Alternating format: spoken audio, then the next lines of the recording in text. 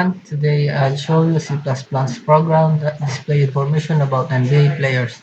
First, the program stores details about 10 players including their name, position, birth year, and team using a 2D arrays like this. So, ito yung mga yun.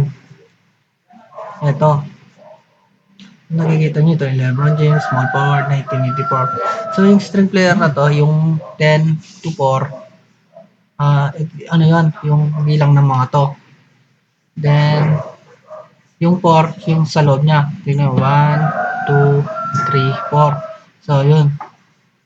Dali lang. This program asks the user to enter a number from 0 to 9. So, ito nga, ano, yung mag-ask siya dito. Yung 0 to 9. Ito. At yung makikita nyo dito. Then, dito naman, if the number is between 0 and 9, the program shows the player details including their name, position, birth year, and team. If the number is outside this range, it display an error message. Ito yun, yung invalid index. Please enter a number between 0 and 9.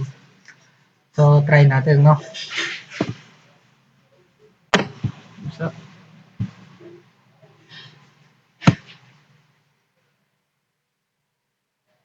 and enter player index. Pag nag-type ka ng 1, yan yung lilitaw, si Stephen Curry. Then, ulit. 11 ah.